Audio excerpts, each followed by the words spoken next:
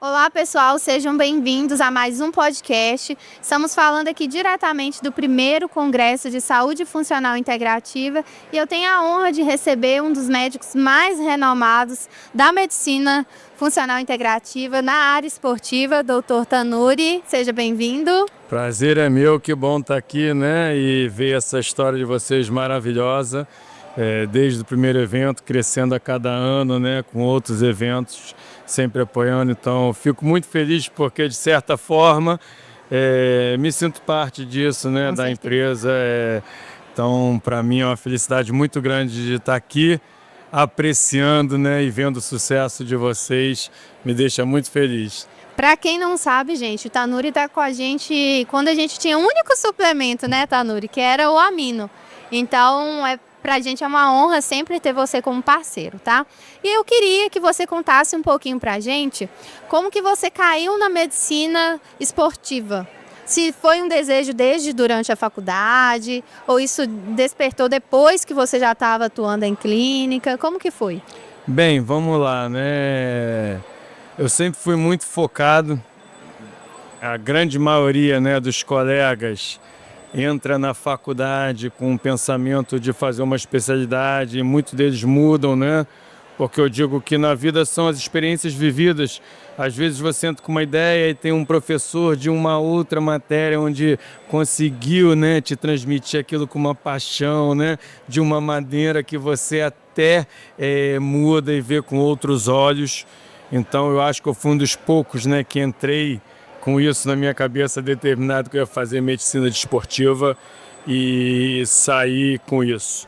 Minha única dúvida que eu tinha na época era se eu fazia ortopedia ou endocrinologia, porque eu já tinha essa visão, né, da medicina do esporte, não apenas como trauma do esporte, mas essa visão, né, da performance propriamente dito, de toda essa questão metabólica, desse acompanhamento, né, da promoção de saúde.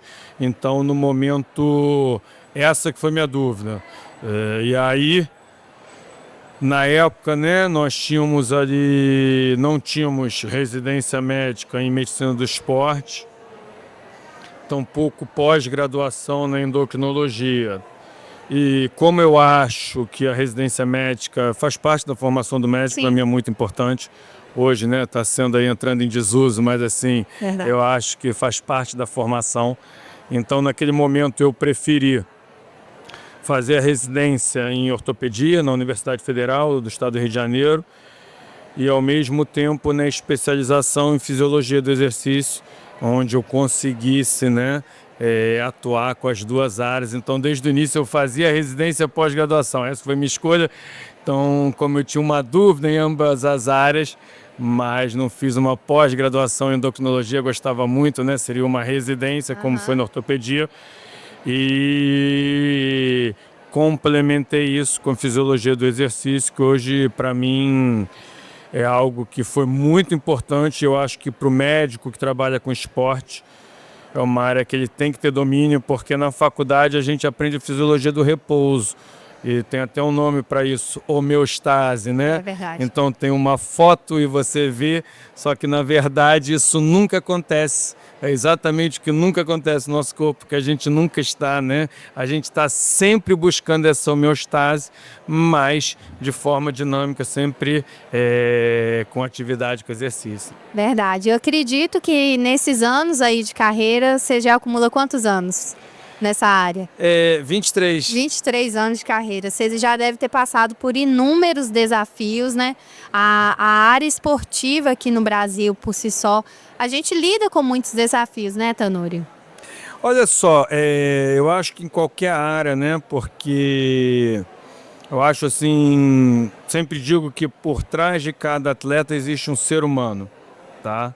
Então, primeiro de tudo, é óbvio que deve existir essa relação, né, médico-paciente acima do médico-atleta.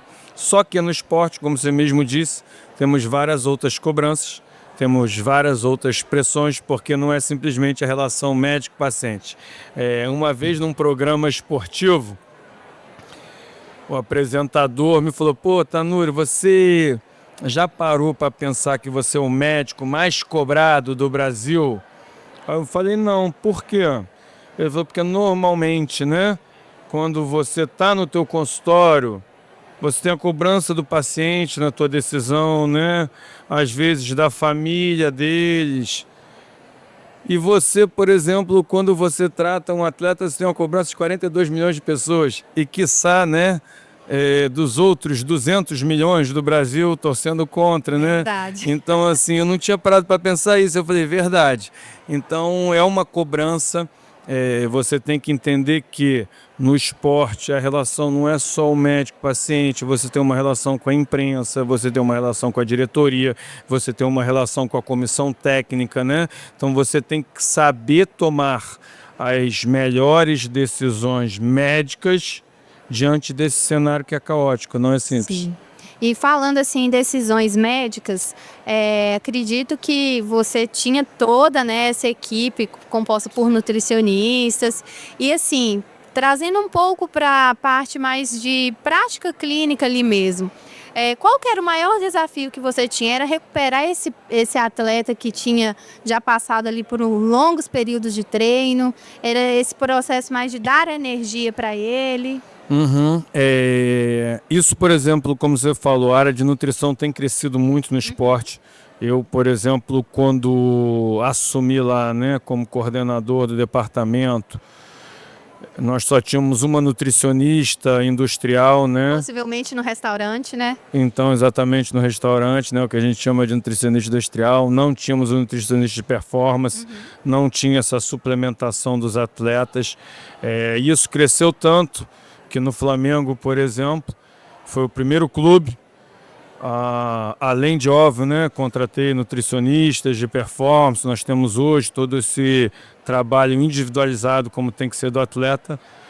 Na minha gestão lá, o Flamengo foi o primeiro clube na história do futebol no Brasil a contratar um farmacêutico do esporte, né? Então, dada a importância que eu acho nisso, então fomos pioneiros.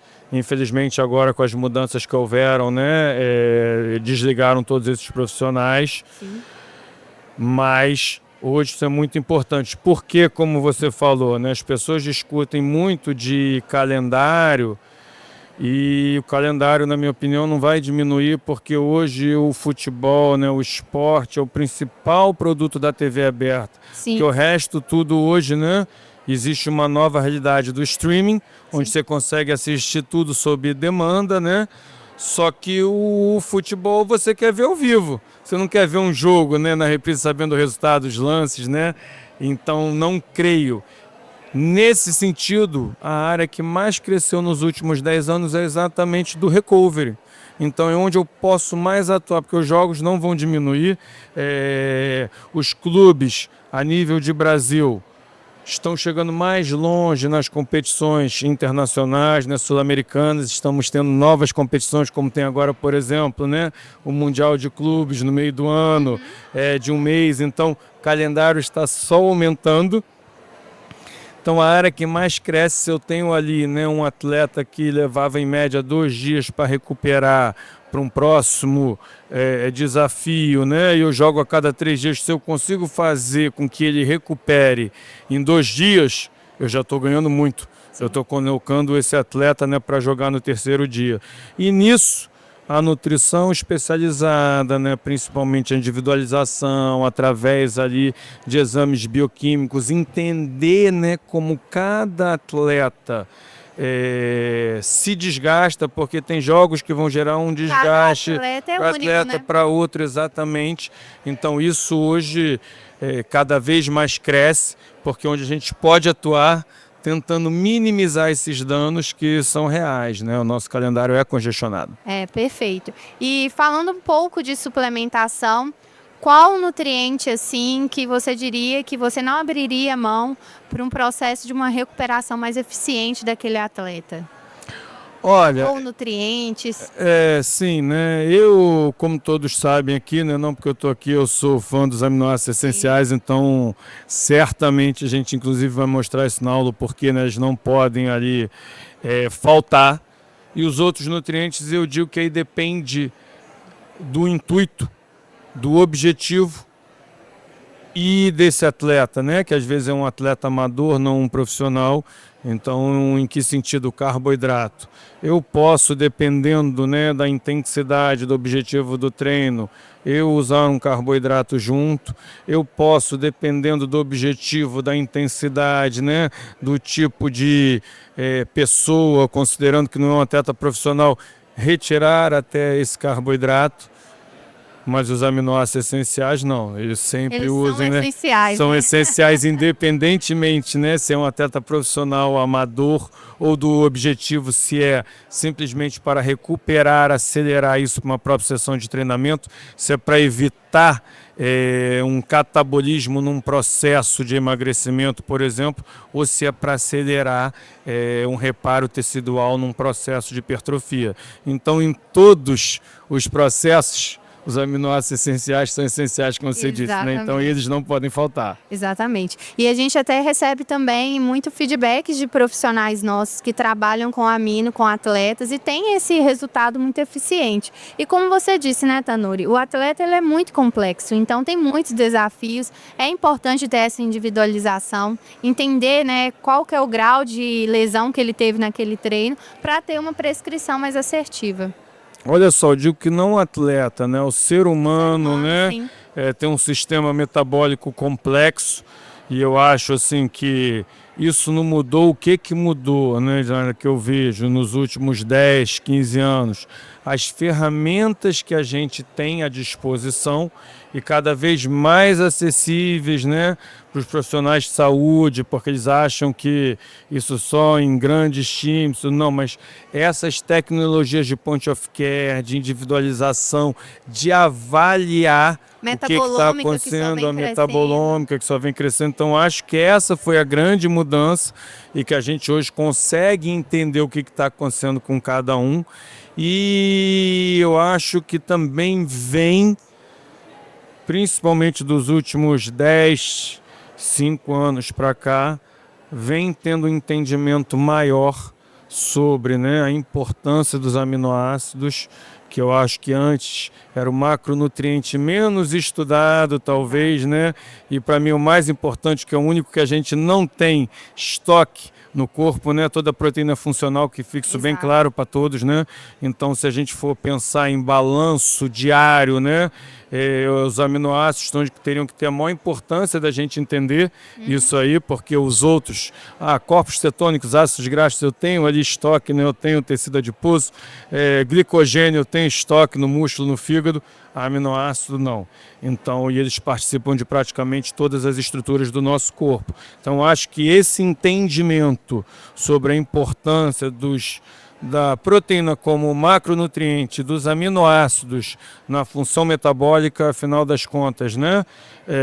Eu tenho aminoácidos que são neurotransmissores, hormônios que fazem parte da membrana fosfolipídica. Não só na síntese proteica, né? Com certeza. Então, quando faltam nutrientes, o nosso corpo é perfeito, né? Ele retira de outro local. Só que, como a gente acabou de falar, né?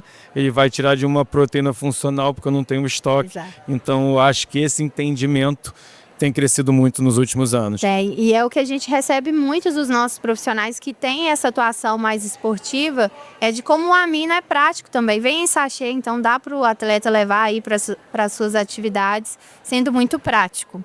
E, Tanuri, já chegando ao fim, dá para ver que realmente seu sangue é esportivo, né? Então, acredito que o seu coração foi para o caminho certo, né? Digamos assim, Deus te colocou no caminho certo, que é na medicina funcional integrativa da área esportiva, né? Eu acho assim que o meu coração é de um atleta frustrado, né? Então, muitos que trabalham com esporte, né? Eu acho que são atletas frustrados. Então, eu era um atleta amador, né? Você competia o quê? Eu fazia jiu-jitsu, né? Então, assim, por isso que eu tenho essa história com a luta, né? Foi até onde começou, junto com o futebol. E eu hoje entendo, né, que Deus me colocou aqui, já que eu não tive sucesso como atleta, né? Talvez ele me deu muito mais sucesso como médico de atletas.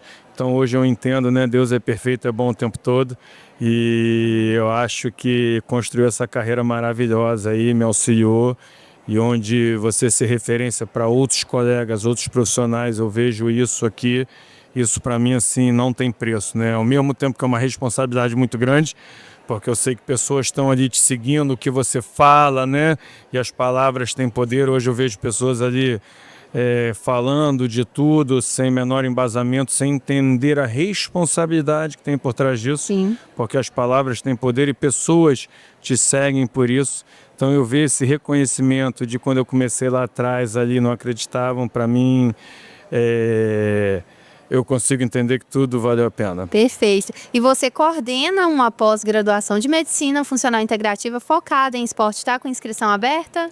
A próxima turma, né? A gente vai abrir as inscrições em junho. Isso foi é a terceira turma. Graças a Deus foi um sucesso, né? Nas 2 primeiras as vagas ali foram esgotadas em pouco tempo. E eu tinha vontade de fazer esse curso diferente do que tinha, que era exatamente com uma visão prática. Temos aulas práticas, mas quando eu digo prática também, onde após cada módulo entendesse como aquilo se aplica dentro do teu consultório, porque às vezes as pessoas têm uma imagem, né, da medicina do esporte, você só no clube hoje mudou completamente.